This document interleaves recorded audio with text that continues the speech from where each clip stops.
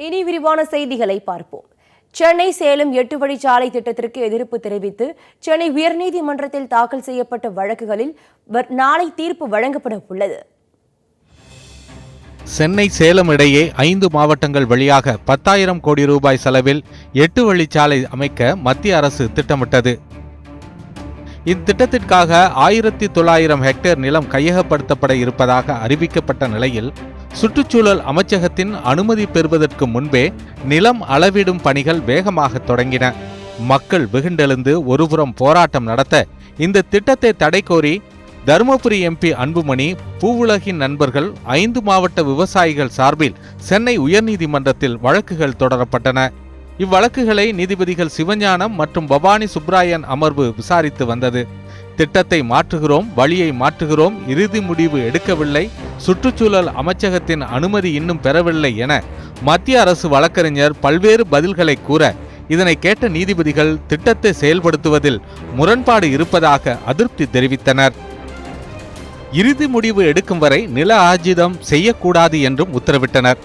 6 மாதங்களுக்கு மேலாக விசாரணை நடைபெற்று வந்த நிலையில் இந்த வழக்கில் தீர்ப்பு வழங்கப்படுகிறது. இதுக்கு வந்த தீர்ப்புல 2 பக்கம் இருக்கு. ஒன்று நாங்கள் தோக்க போறோம், ஒன்று ஜெயிக்க போறோம். பை சான்ஸ் நாங்கள் ஜெயிச்சிட்டோம்னா அரசாங்கம் உச்சநீதிமன்றத்துக்கு போவோம், நாங்கள் தோத்துட்டோம்னா நாங்கள் உச்சநீதிமன்றத்துக்கு போய் ஆகணும். ஒன்று. ரெண்டாவது, பை சான்ஸ் அரசாங்கம் தோத்துருச்சுன்னா அவங்க திருப்பி நோட்டிஃபிகேஷன் ஸ்டார்ட் பண்ணுறதுக்கு வாய்ப்பு இருக்கு. அப்போ எங்கள் போராட்டம் திருப்பி தொடர்ந்தாகணும். தோத்துட்டாலும் நாங்கள் தோத்துட்டாலும் இதே தான், அரசாங்கம் ஜெயிச்சாலும் இல்லை அரசாங்கம் தோத்துட்டாலும் இதே தான். ரெண்டுலேயும் எங்களுக்கு போராட்டம் இருக்கான முன்னாடி. இதனிடையே மக்களின் கடும் எதிர்ப்பு காரணமாக 8 வழிச்சாலை திட்டம் 6 வழிச்சாலையாக குறுக்கப்பட்டது. வரும் காலத்தில் வாகன பெருக்கத்தை கணக்கில் கொண்டு 6 வழிச்சாலை 8 வழிச்சாலையாக மாற்றம் செய்யப்படும் எனவும் நெடுஞ்சாலைகள் ஆணையம் அறிவித்தது. கையகப்படுத்தப்படும் நிலத்தின் அளவு, வனப்பகுதியின் அளவு, திட்ட மதிப்பு என பலவற்றை குறைத்து 6 வழிச்சாலைக்கான அரசாணையும் வெளியிடப்பட்டுள்ளது.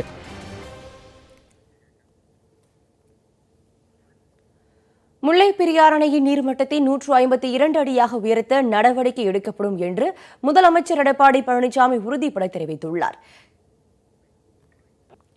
தேனி மக்களவை தொகுதியில் போட்டியிடும் ஓ பன்னீர்செல்வத்தின் மகன் ரவீந்திரநாத் குமாரை ஆதரித்து அலங்காநல்லூரில் முதலமைச்சர் எடப்பாடி பழனிசாமி வாக்கு சேகரித்தார். அப்போது பேசிய அவர், ஜல்லிக்கட்டை மீட்டெடுத்த பெருமை அதிமுக அரசையே சாரும் என்று கூறினார். வீரன் காளையை அடக்குவது போன்ற சிலை அலங்காநல்லூரில் நிறுவப்படும் என்றும் அவர் தெரிவித்தார். முல்லை பெரியாறு அணையின் நீர்மட்டத்தை 152 அடியாக உயர்த்த விடாமல் கேரள அரசு இடையூறு செய்வதாக கூறிய முதலமைச்சர், இருப்பினும் அதற்கான நடவடிக்கைகளை தமிழக அரசு முன்னெடுத்து வருவதாக குறிப்பிட்டார். நம்முடைய முல்லை பெரியாறு அணையினுடைய நீர்மட்டத்தை 136 142 அடி அம்மா உயர்த்தினாங்க. இப்போ 142 152 அடியா உயர்த்துறதுக்கு அம்மாவுடைய அரசு நடவடிக்கை எடுக்கப்பட்டு வருகிறது. இன்றைக்கு உச்சநீதிமன்ற தீர்ப்பின்படி அணையை பலப்படுத்த வேணும். குழு அமைச்சாச்சு, குழு ஆய்வு செஞ்சாச்சு, அதற்கு பலப்படுத்துறதுக்கு டெண்டர் விட்டாச்சு, பணி நடக்குது. ஆனா கேரள அரசாங்கம் அந்த பணி நடக்கிறதுக்கு விட மாட்டேங்கிறாங்க. இதனிடையே வத்தலகுண்டு காளியம்மன் கோவில் அருகே நிலக்கோட்டை சட்டமன்ற இடைத்தேர்தல் அதிமுக வேட்பாளர் தேன்மொழிக்கு வாக்கு சேகரித்த முதலமைச்சர், இந்தியாவிலேயே அதிக விருதுகள் வாங்கிய மாநிலம் தமிழகம்தான் என்றார். மேலும் அதிமுக ஆட்சியை ஸ்டாலின் கலைத்துவிட நினைத்து முடியாமல் போனது என்றார். அதிமுகவில் தொழிலாளிகள் கூட முதல்வராக முடியும் என்றும் தமிழக மக்கள் நன்றாக சிந்திக்கக்கூடியவர்கள் என்றும் முதலமைச்சர் எடப்பாடி பழனிசாமி தெரிவித்தார்.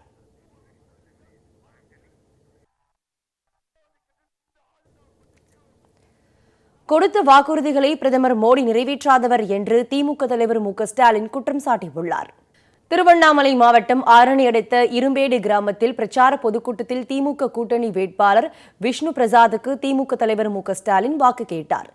அப்போது பேசிய அவர், கொடுத்த வாக்குறுதிகளை நிறைவேற்றாதவர் பிரதமர் மோடி என்றார்.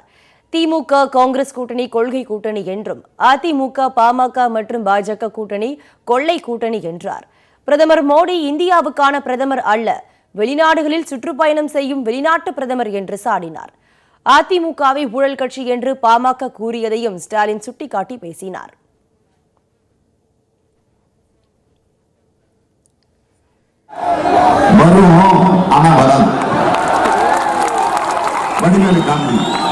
அது மாதிரி தண்ணீர்ல எழுதி வைக்கணும், வாயில வடை சுடுவதுதான் மோடியுடைய வாயில வர சொல்றார்.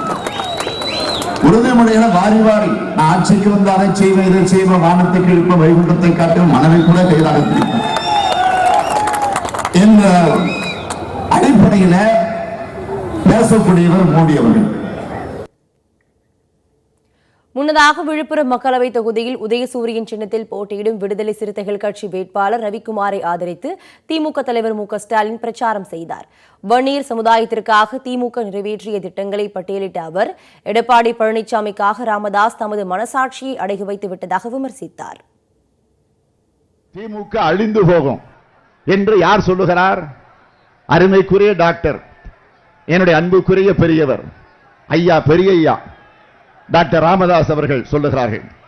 திண்டிவனம் கோபால் கவுண்டரும் கோவிந்தசாமி வளர்த்திருக்கக்கூடிய இயக்கத்தை யாராலும் தொட்டு கூட பார்க்க முடியாது என்பதுதான் உண்மை. டாக்டர் ராமதாஸ் அவர்களை பொறுத்த வரைக்கும் இப்படி அடிக்கடி சொல்லுவார். அது அவருக்கு வாடிக்கை. அவர் சொல்வதை மக்கள் கேட்பது என்பது வேடிக்கை. அதுதான் இன்றைக்கு நடந்துகிட்டு இருக்கு. அழிக்க நினைச்சவனா திமுக அழிக்க நினைத்தவனா அழிந்து போயிருக்கிறார்கள் தவிர கழகம் அழிந்ததாக வரலாறு கிடையாது. இது வரலாறு. அத்தோடு நிறுத்தினாலும் பரவாயில்லை. திமுக வன்னியர்களுக்கு என்ன செஞ்சது, கலைஞர் என்ன செஞ்சார் என்று வாய்க்கூசாமல் டாக்டர் ராமதாஸ் அவர்கள் தொடர்ந்து இப்போ பேசிக் கொண்டிருக்கிறார். வேட்பாளர் ரவிக்குமாருடன் விழுப்புரம் மார்க்கெட் பகுதி, உழவர் சந்தை உள்ளிட்ட பகுதிகளில் நடந்து சென்று பொதுமக்கள் மற்றும் வியாபாரிகளிடம் ஸ்டாலின் வாக்கு சேகரித்தார். அப்போது இளம் பெண்கள், பொதுமக்கள் உள்ளிட்டோர் ஸ்டாலினுடன் ஆர்வமாக செல்ஃபியும் எடுத்துக் கொண்டனர். தெலுங்கில் பேசி வாக்கு சேகரித்த தம்பிதுரை பள்ளி சிறார்களிடம் வாக்கு வேட்டையாடிய சுயேட்சை வேட்பாளரிடம் நிபந்தனை பத்திரத்தில் கையெழுத்து கேட்ட வாக்காளர்கள் உள்ளிட்ட பிரச்சார களத்தில் அரங்கேறிய கலகலப்பான நிகழ்வுகளை காணலாம்.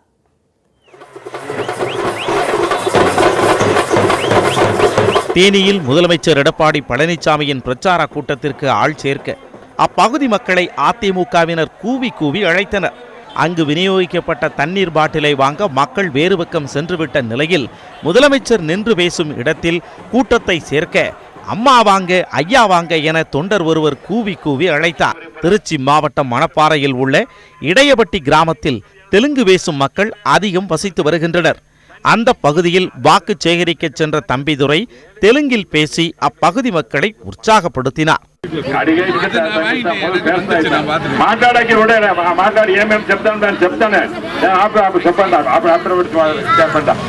நாமக்கல்லில் சுயேட்சை வேட்பாளரான பேராசிரியர் பட்டுசாமி வாக்களிக்கும் வயதே வராத பள்ளி மாணவ மாணவிகளிடம் வாக்கு சேகரித்தார்.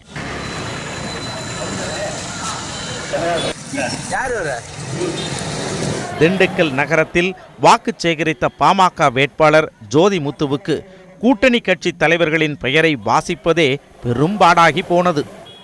கிழக்கு பகுதி செயலாளர் அண்ணன் மோகன் அவர்களே, அண்ணன் பாரதி மோகன் அவர்களே, அண்ணன் ராஜ்மோகன் அவர்களே, அண்ணன் பிரேம்குமார் அவர்களே,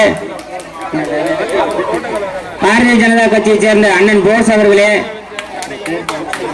லட்சுமணன் அவர்களே, தேமுதிக மாதவன் அவர்களே, அஜ்மால் ஹுசேன் அவர்களே, சகோதரர் பரசுராமன் அவர்களே, அண்ணன் வெள்ளைக்காவல் அவர்களே, திருப்பதி அவர்களே மற்றும் கூட்டணி கட்சியைச் சேர்ந்த அனைத்து சகோதர சகோதரிகளே. திருச்சி மக்களவை தொகுதியில் போட்டியிடும் நாம் தமிழர் கட்சி வேட்பாளர் வினோத்திற்கு பொதுமக்கள் தேநீர் வாங்கி கொடுத்தனர். வெட்டன் விடுதி என்ற இடத்தில் வாக்கு சேகரிக்க சென்ற அவரிடம் ஓட்டுக்கு பணம் கொடுக்காமல் வாக்கு சேகரியுங்கள் என்று பொதுமக்கள் வேண்டுகோள் விடுத்தனர். மேலும் தேநீர் கடையில் வாக்கு சேகரிக்க சென்ற வேட்பாளர் வினோத்தை அங்கிருந்த நபர்கள் வலுக்கட்டாயமாக அமர வைத்து அவருக்கு தேநீர் வாங்கி கொடுத்து ஆதரவு தெரிவித்தனர். பெரம்பலூர் தொகுதிக்குட்பட்ட லாலாப்பேட்டையில் வாக்கு சேகரிக்க சென்ற திமுக கூட்டணி வேட்பாளர் பாரிவேந்தரிடம் அப்பகுதி மக்கள் தொடர்ந்து கேள்வி கேட்டதால் மைக்கில் பேச்சை தொடர்ந்தபடியே வாகனத்தை நகர்த்தி சென்று விட்டனர்.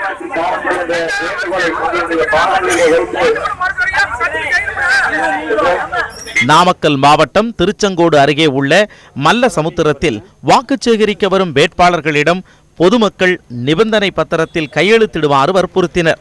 தொகுதியின் முக்கிய பிரச்சனைகளுக்கு 3 ஆண்டுகளுக்குள் தீர்வு காணாவிட்டால் பதவி விலகுவேன் என அந்த பத்திரத்தில் குறிப்பிடப்பட்டிருந்தது. அங்கு வாக்கு சேகரிக்க சென்ற மக்கள் நீதி மய்யத்தின் வேட்பாளரான தங்கவேலிடமும் நிபந்தனை படிவத்தை பொதுமக்கள் நீட்டினர். அதனை பெற்றுக்கொண்ட அவர் தங்கள் கட்சியினரிடம் கலந்தாலோசித்து முடிவு தெரிவிப்பதாக கூறி சென்றார்.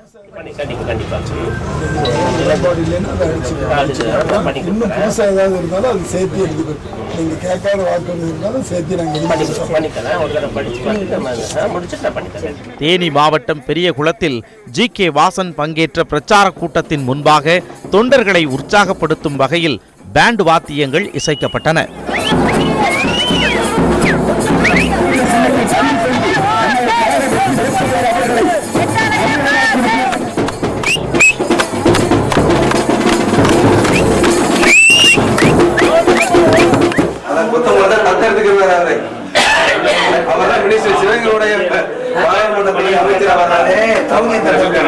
சிவகங்கை மக்களவை தொகுதி பாஜக வேட்பாளரான ஹெச். ராஜா ஆலங்காடு பகுதியில் வாக்கு சேகரிப்பில் ஈடுபட்டார்.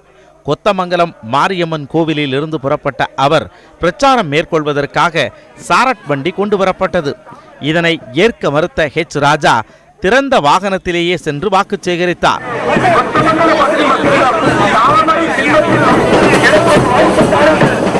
சாலை எங்கும் ஆரத்தி தட்டுடன் நின்று தொண்டர்கள் வரவேற்பு அளித்தனர்.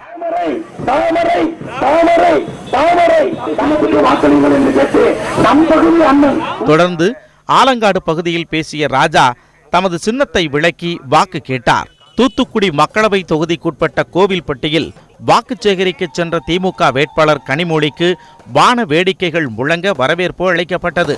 சாலையின் இருபுறமும் நின்று தொண்டர்கள் மலர்களை தூவி வரவேற்பு அளித்தனர்.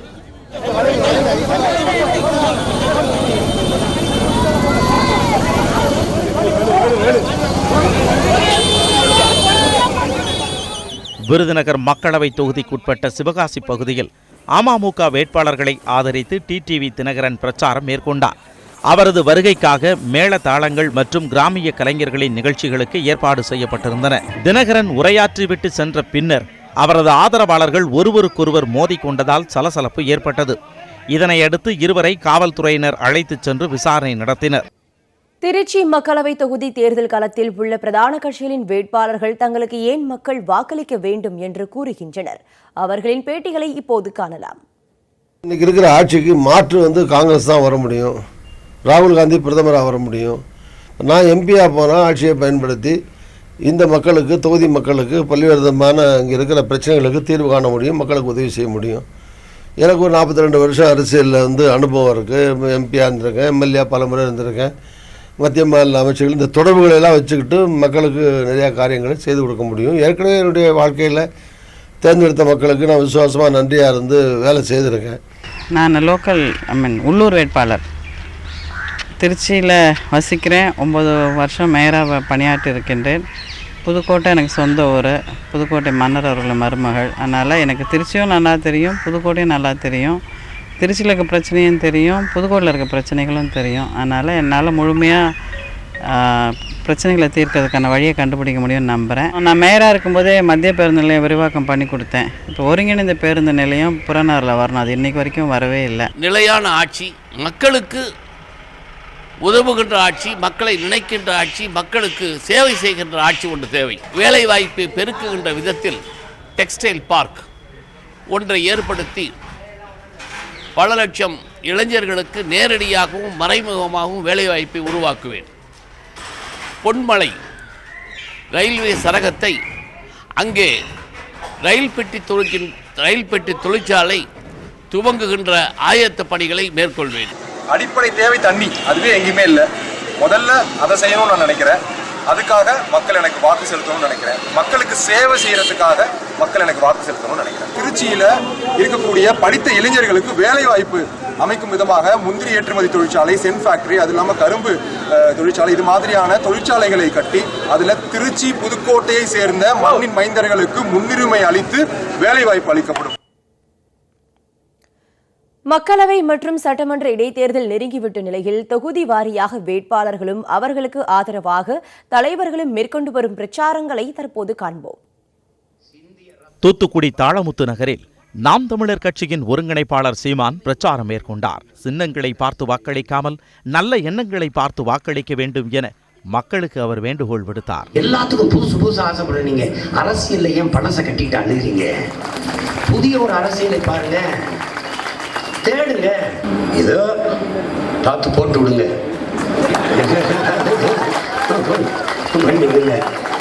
ரொம்ப நாள் நாங்களும் கத்திட்டு இருக்க முடியாதுல்ல, என்னதான் இருந்தாலும் பாவப்படுங்க, எங்க மேலே ஒரு இறக்கம் காட்டுங்க. இதேபோன்று கன்னியாகுமரி மக்களவை தொகுதியில் போட்டியிடும் நாம் தமிழர் வேட்பாளர் ஜெயன்ரீனை ஆதரித்து சீமான் வாக்கு சேகரிப்பில் ஈடுபட்டார். விழுப்புரம் மக்களவை தொகுதி பாமக வேட்பாளர் வடிவேல் ராவணனை ஆதரித்து அக்கட்சியின் இளைஞரணி தலைவர் அன்புமணி ராமதாஸ் பரப்புரையில் ஈடுபட்டார். அப்போது பேசிய அவர், மக்களவை தேர்தலுக்கு பின் திருமாவளவனின் சரக்கும் மிடுக்கும் காணாமல் போகும் என்று கூறினார். சரக்கு மிடுக்கு உள்ளவர் இருக்கிறாரு.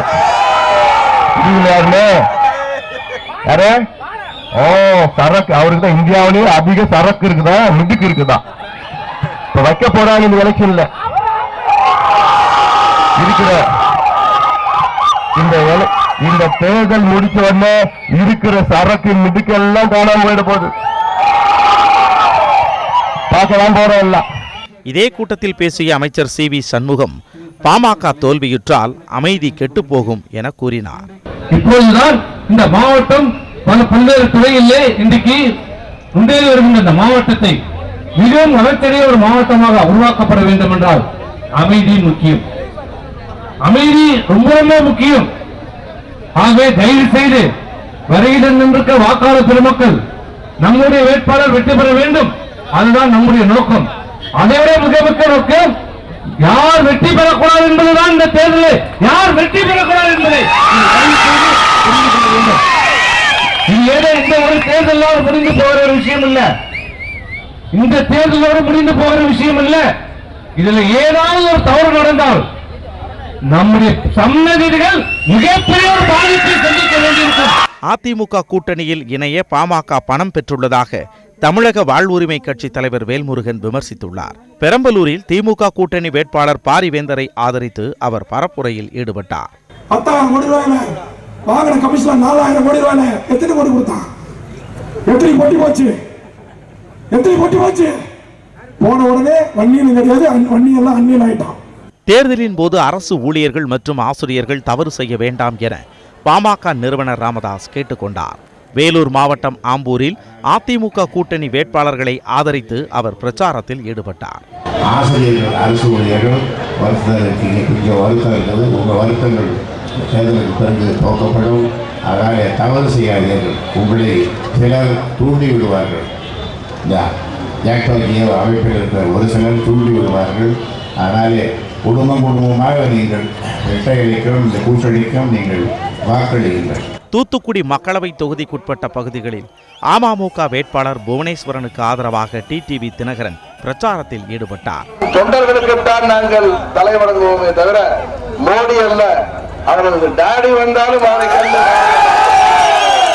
ஆட்சி அதிகாரத்தை கண்டு அஞ்சுவர்கள் அல்ல. நாங்கள் அம்மாவின் உண்மையான பிள்ளைகள். தேர்தலிலே சின்னம் கொடுக்க மறுத்த போதும் நமது புவனேஸ்வரன் சோர்ந்து போனாரா? சுயேட்சையாக இருந்தாலும் நாங்கள் நிற்போம் என்று நமது வேட்பாளர்கள் இன்றைக்கு சிங்கங்களாக நிற்கிறார்கள். நெல்லை மக்களவை தொகுதி வேட்பாளர் மனோஜ் பாண்டியனை ஆதரித்து பிரேமலதா விஜயகாந்த் பரப்புரை மேற்கொண்டார். மதுரை மீட்ட சுந்தர பாண்டியன் எப்படியோ அதுபோல் இரட்டை இலை சின்னத்தை மீட்ட நமது மனோஜ் பாண்டியன் அவர்களுக்கு நீங்கள் அத்தனை பேருமே வெற்றி சின்னமாம் இரட்டை இலை சின்னத்தில் வாய்ப்பு கொடுத்து அமோக வெற்றியை இந்த தேர்தலில் நீங்கள் அனைவரும் தர வேண்டும் என்று இந்த நேரத்தில் நான் கேட்டுக்கொள்கிறேன். சிவகங்கை மக்களவை தொகுதிக்குட்பட்ட காரைக்குடியில் மதிமுக பொதுச் செயலாளர் வைகோ கார்த்தி சிதம்பரத்திற்காக வாக்கு சேகரித்தார். ஜிஎஸ்டி வரி விதிப்பை சரியாக கையாளாததால் சில்லறை வர்த்தகர்கள் பாதிக்கப்பட்டதாக அவர் விமர்சித்தார். ஒவ்வொருவரும் ஆடிட்டர் வைத்துக் கொள்ள முடியுமா? ஆக இந்த வணிக கடைகள் தான் நம் பிரச்சார மேடைகள். இப்பொழுது நம்மை வெற்றி பெற செய்வதற்கு இன்னொரு வகையில் ஒரு பிரச்சார மேடை எங்கே அமைகிறது என்றால் நம்முடைய வணிகர்கள் கடைகள் வாசலிலே அமைகிறது. ராமநாதபுரம் தொகுதிக்குட்பட்ட பார்த்திபனூர் சுற்றுவட்டார பகுதியில் திமுக கூட்டணியான இந்திய யூனியன் முஸ்லீம் லீக் கட்சி வேட்பாளர் நவாஸ் கனி பிரச்சாரத்தில் ஈடுபட்டார். தன்னை வெற்றி பெற செய்தால் கிராமப்புறங்களுக்கு தேவையான திட்டங்களை நாடாளுமன்றத்தில் போராடி பெற்றுத் தருவதாகவும் கிராமப்புற இளைஞர்களுக்கு வேலைவாய்ப்புகளையும் உருவாக்குவதாகவும் உறுதியளித்தார். குறிப்பாக எல்லா இடங்களிலுமே குடிநீர் தட்டுப்பாடு அதிகமாக இருக்கின்றது. ஏற்கனவே காவிரி கூட்டு குடிநீர் திட்டம் மூலமாக தண்ணீர் கிடைக்கப்பட்ட கிராமங்களுக்கெல்லாம் இப்போது தண்ணீர் கிடைக்கவில்லை. அதை சரியாக பராமரித்து கூட்டு குடிநீர் திட்டத்தை அனைத்து கிராமங்களுக்கும் முறையாக விநியோகிப்போம் என்பதை சொல்லி வாக்குகளை சேர்த்துக் கொண்டிருக்கின்றோம். மக்கள் மிகுந்த ஆர்வத்தோடு அவர்கள் எங்களுக்கு தங்களுடைய ஆதரவை வெளிப்படுத்தியிருக்கிறார்கள். காங்கிரசின் சிறப்பு நிதி திட்டத்தால் பணவீக்கம் அதிகரிக்கும் என பிரதமர் மோடி அச்சம் தெரிவித்துள்ளார். அதற்கு பதிலடி கொடுத்துள்ள காங்கிரஸ் தலைவர் ராகுல் காந்தி பண மதிப்பிழப்பால் நலிவடைந்த பொருளாதாரம் மீட்கப்படும் என உறுதியளித்துள்ளார். ஒடிசாவின் சோனேபூர் பகுதியில் நடைபெற்ற பிரச்சார பொதுக்கூட்டத்தில் பிரதமர் மோடி கலந்து கொண்டு உரையாற்றினார். அப்போது பேசிய அவர், பழங்குடியினர், ஏழைகள், பிற்படுத்தப்பட்டோரின் உரிமைகளை பறிக்க காங்கிரஸ் தயாராகி வருவதாக விமர்சித்தார். வறுமை கோட்டிற்கு கீழ் உள்ளவர்களுக்கு மாதம் 6000 ரூபாய் வழங்கும் திட்டத்தை ஒருவேளை காங்கிரஸ் செயல்படுத்தினால் பணவீக்கம் அதிகரிக்கும் என கூறிய மோடி, சமையல் எரிவாயு, பெட்ரோல், டீசல் விலை உயர்வது மட்டுமின்றி மலிவான விலையில் கிடைக்கும் அரிசி, கோதுமையின் விலை அதிகமாக உயரும் என எச்சரித்தார். பிரதமர் மோடியின் விமர்சனத்திற்கு பதிலளித்துள்ள காங்கிரஸ் தலைவர் ராகுல் காந்தி, பிரதமர் மோடி நாட்டின் பெரிய தொழிலதிபர்களுக்கு பணத்தை அள்ளி கொடுக்கும் வேளையில் காங்கிரஸ் ஏழைகளுக்கு பணம் வழங்குவதாக பதிலடி கொடுத்துள்ளார். பண மதிப்பிழப்பு நடவடிக்கையால் நாட்டின் பொருளாதாரம் நலிவடைந்ததாக குற்றம் சாட்டியுள்ள ராகுல் காந்தி, காங்கிரசின் சிறப்பு நிதி திட்டத்தின் எதிரொலியாக இந்திய பொருளாதாரம் மீண்டு வரும் என ராகுல் குறிப்பிட்டுள்ளார். ஓசூர் அருகே எட்டிப்பள்ளி கிராமத்தில் ஒரே குடும்பத்தில் 40 பேர் வாக்காளர்கள் உள்ளதால் வேட்பாளர்கள் அந்த குடும்பத்தினரின் வீட்டுக்கு படையெடுத்து வருகின்றனர்.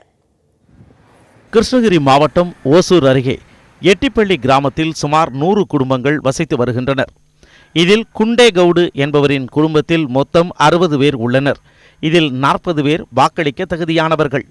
இதனால் அந்த வீட்டுக்கு வாக்காளர்களை கவர பல வேட்பாளர்களும் போட்டி போட்டுக்கொண்டு வாக்கு சேகரிக்க செல்கின்றனர். குலத்தொழில் பார்த்தீங்கன்னா விவசாயத்தை பார்த்துட்டு தான் நான் 60 பேர் இருக்கிறாங்க. விவசாயம் தான் குலத்தொழிலே. மாடு, ஆடு எல்லாமே இருக்குது. எங்கள் ஊரில் பார்த்தீங்கன்னா ஒரு 100 குடும்பம் இருக்குது. 100 குடும்பம் பார்த்தீங்கன்னா ஒரு 250 ஓட்டு இருக்குது. 250 ஓட்டில் பார்த்தீங்கன்னா எங்கள் வீட்டில் மட்டும் 40 ஓட்டு இருக்குது.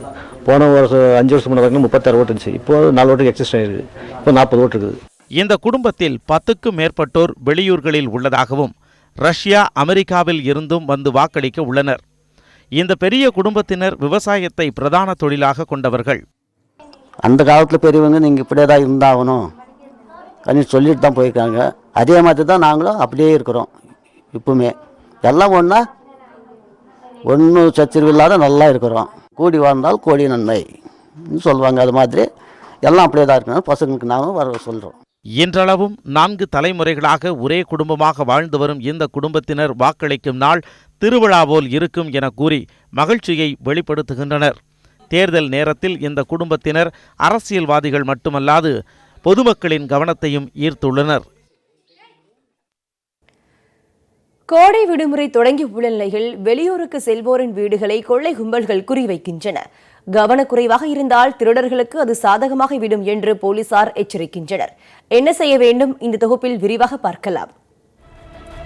வீட்டை சுற்றிலும் சிசிடிவி கேமராக்களை பொருத்த வேண்டியது கட்டாயம். குறிப்பாக கதவு நுழைவாயில் பகுதியில் சிசிடிவி வேண்டும். வீட்டை பூட்டிவிட்டு நீண்ட கோடை விடுமுறைக்கு செல்லும் போது உள்ளூர் காவல் நிலையத்திலும் தகவல் கொடுக்க வேண்டும். தகவல் கொடுத்தால் இரவு நேரத்தில் உங்கள் வீடு அமைந்துள்ள பகுதியில் இரவு ரோந்தில் காவலர்கள் ஈடுபடுவார்கள். குடும்பத்துடன் வெளியே இருக்கும்போது செய்தித்தாள், பால் பாக்கெட்டுகளை போட வேண்டாம் என்று சம்பந்தப்பட்ட முகவர்களிடம் கூற வேண்டும். உங்கள் வீட்டு வாசலில் அல்லது கேட்டில் நிறைய பேப்பர், பால் பாக்கெட்டுகள் இருந்தால் அவையே உங்கள் வீட்டில் யாரும் இல்லை என்பதை காட்டிக் கொடுத்துவிடும். இரவு நேரங்களில் காற்றோட்டமாக இருக்கட்டும் என்று கதவுகளை, ஜன்னல்களை கவனக்குறைவாக திறந்து வைத்துக் கொண்டால் அதை சிலர் தவறாக பயன்படுத்த வாய்ப்புள்ளது. அதிக நாட்கள் தனியாக பெண்கள் வீட்டில் இருப்பதை தவிர்ப்பது நலம். உறவினர்கள், நண்பர்களுடன் இருக்க வைப்பது பாதுகாப்பானது. குடும்பத்துடன் கோடை விடுமுறைக்கு செல்லும் இடங்களில் எடுக்கும் புகைப்படங்களை உடனே சமூக வலைத்தளங்களில் பதிவிட வேண்டாம். உடனுக்குடன் புகைப்படங்களை பதிவிட்டால் நீங்கள் குடும்பத்துடன் வெளியில் இருப்பது எல்லோரும் தெரிந்த ரகசியமாகிவிடும் என்கிறார்கள் காவல்துறையினர். கோடை விடுமுறையை மகிழ்ச்சியாக கழிக்க வேண்டும் என்றால் உங்கள் பாதுகாப்பை நீங்கள் முதலில் உறுதிப்படுத்திக் கொள்ள வேண்டும் என்கிறார்கள் காவல்துறையினர். திருவாரூர் அருகே ஓஎன்ஜிசி குழாயில் உடைப்பிடித்து விவசாய நிலத்தில் கச்சா எண்ணெய் பரவியதால் 2 ஏக்கர் பருத்தி வயல் முற்றிலும் பாதிக்கப்பட்டது.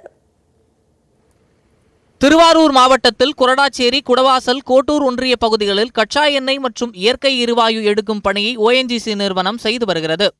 எருக்காட்டூரில் 7 இடங்களில் கச்சா எண்ணெய் எடுக்கப்பட்டு வெள்ளக்குடியில் உள்ள சேகரிப்பு மையத்துக்கு குழாய்கள் மூலம் கொண்டு செல்லப்படுகிறது. இந்நிலையில் கீழ எருக்காட்டூரில் உள்ள செல்வராஜ் என்பவரின் 11 ஏக்கர் விவசாய நிலத்தின் வழியாக செல்லும் ஓஎன்ஜிசி குழாயில் திடீரென உடைப்பு ஏற்பட்டது. இதிலிருந்து கொப்பளித்து வெளியேறிய கச்சா எண்ணெய் 2 ஏக்கரில் சாகுபடி செய்யப்பட்டிருந்த பருத்தி வயல் முழுவதும் பரவியது.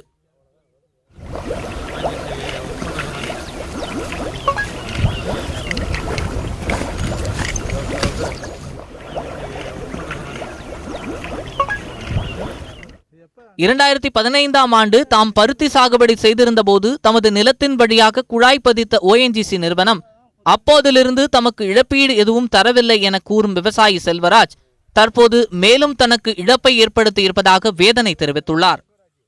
2015 போட்டப்ப பருத்தி கிருத்தியெல்லாம் விட்டு அடிச்சுட்டு போயிட்டாங்க. அதுக்கு நஷ்டேடு கொடுக்கல. 3 பேப்பர் போட்டிருக்கேன் 75,000 ரூபாய்க்கு. அதுக்கு பதிலே கொடுக்கல. பணம் தாரங்கிறாங்க, கொடுக்க மாட்டாங்க. பேச்சுவார்த்தையும் வர மாட்டாங்க. ஒன்றும் பேப்பர் போட்டிருக்கா, அதுக்கு பதிலே இல்லை. இப்போ பூந்து அடித்து பருத்தியெல்லாம் காலி ஆகிட்டு 4 அம்மாவும் காலி. சுத்தமாக ஒன்றுமே இருக்காது. மண்ணை மாற்றி கொடுக்கணும். விவசாயம் பண்ண முடியாது. எனக்கு வேற வழியே இல்லை. இதான் வழி, விவசாயம் தான் வழி. தகவல் அறிந்து சம்பவ இடத்திற்கு சென்ற ஓஎன்ஜிசி நிறுவன அதிகாரிகள் கச்சா எண்ணெயை அகற்றும் பணியை மேற்கொண்டு வருகின்றனர். 5 ஆண்டுகளுக்கு ஒருமுறை குழாய்களை மாற்ற வேண்டும் என்ற விதி இருக்கும் நிலையில் 30 ஆண்டுகளுக்கும் மேலாக ஒரே குழாயை ஓஎன்ஜிசி நிறுவனம் பயன்படுத்தி வருவதே இதுபோன்ற பாதிப்புகளுக்கு காரணம் என்றும் குற்றம் சாட்டுகின்றனர். இந்த ஓஎன்ஜிசி நிறுவனம் வந்து இந்த திருவாரூர் மாவட்டத்தில் கமலாபுரம் பஞ்சாயத்தில் ஒரு 40 வருஷமாக இருக்குது. ஏன்னா இதில் அங்கங்கே ஆயில் எடுக்கிறாங்க. அந்த போகிற பைப் லைன் விவசாய நிலத்து வழியாக தான் குறுக்க போயிட்டுருக்கு. அந்த ஒரு 5 வருஷத்துக்கு அந்த பைப் லைனை மாற்றணும்னு இருக்காங்க. ஆனால் இதுவரை எந்த பழைய பைப் லைனே அவங்க மாற்றினதா இல்லை. ஒரே நாள் அதிகமாக ஆயில் வரும்போது இப்போ கண்ட்ரோல் பண்ணி அவங்க கொடுக்கணும். அதுவும் இல்லாமல் ப்ரெஷர் அதிகமாக இருக்கிறனால அங்கங்கே டேமேஜ் ஆகி இந்த விவசாய நிலத்தை ஒரு 4 மாதத்துக்கு முன்னாடியோட தனசேகர்னு ஒரு விவசாய நிலத்தில் ஆயில் அடித்து இதே ஏற்காட்டு கிராமத்தில் இது கச்சா எண்ணெய் குழாயை ஆழமாக புதைக்காமல் விவசாய நிலத்தின் மேற்பரப்பில் புதைக்கப்பட்டதும் இதற்கு காரணம் என குற்றம் சாட்டியுள்ள பொதுமக்கள் பாதிக்கப்பட்ட விவசாயிக்கு இழப்பீடு வழங்க வேண்டும் என கோரிக்கை விடுத்துள்ளனர். புதுக்கோட்டையில் 3 ஆண்டுகளுக்கு முன்பு திறக்கப்பட்ட அரசு மருத்துவக் கல்லூரி மருத்துவமனை வளாகம் தற்போது மதுபான பிரியர்களின் கூடாரமாக மாறியிருப்பது அதிர்ச்சியை ஏற்படுத்தியுள்ளது.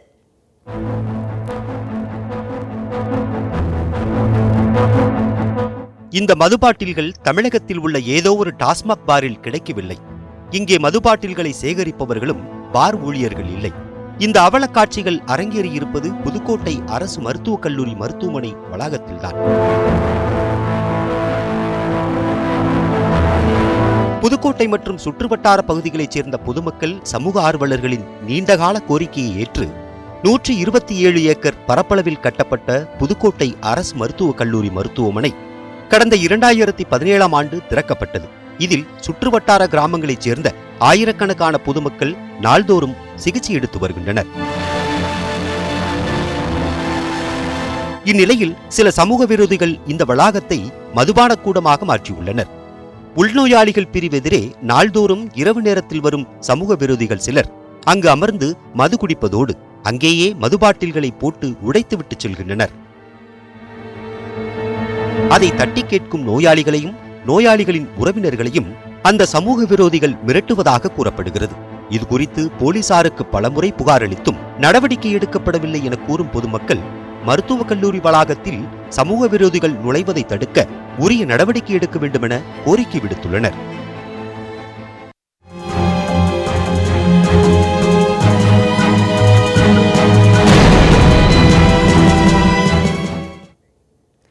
தென் சென்னை தொகுதியில் இந்திய குடியரசுக் கட்சியின் ஆ பிரிவு வேட்பாளராக போட்டியிடும் நடிகர் பவர்ஸ்டார் சீனிவாசன் அரசியலில் கமல்ஹாசன் தான் தனக்கு போட்டி என கூறியுள்ளார்.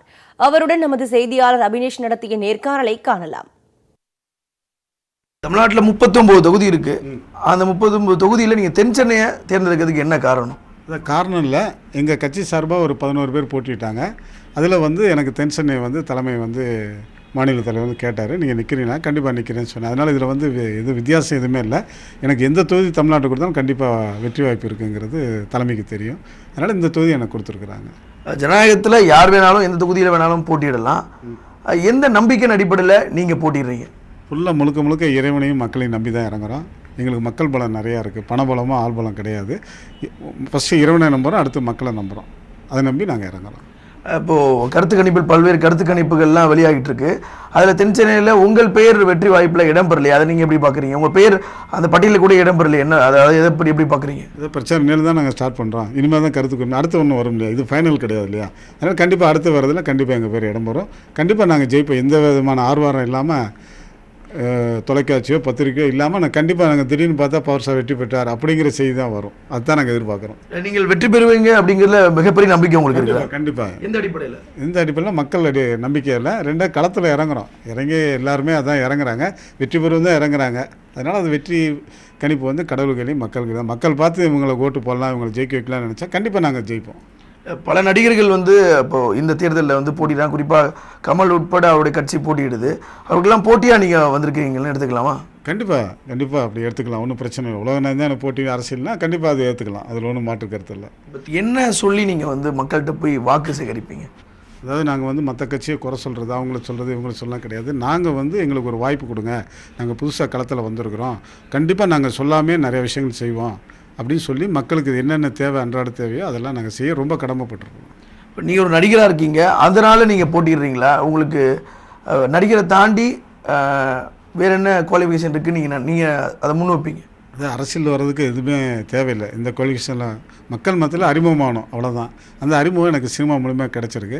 அந்த வாய்ப்பை நான் பயன்படுத்துகிறேன். ரெண்டாவது கட்சியும் மேலிடவும் எனக்கு வந்து உத்தரவு போட்டிருக்கேன், நீங்கள் நில்லுங்க அப்படின்னா கண்டிப்பாக நான் நின்று அதை வெற்றிக்கு கொடுக்குறேன்னு சொல்லி நான் இது பண்ணியிருக்கேன். அதனால் மக்களை தான் நம்புகிறோம், வேறு ஒன்றுமே இல்லை. அங்கே போய் களத்தில் இறங்க மக்கள் தான், அவங்க மனசில் நான் இடம் பிடிச்சிருக்கேன், கண்டிப்பாக எனக்கு ஓட்டு போடுவாங்க. ரெண்டாவது எங்கள் கட்சி கொள்கையை மக்களுக்கு பிடிச்சிருக்கு, நாங்கள் இப்போ பல முறை போய் சந்திச்சிருக்கிறோம்.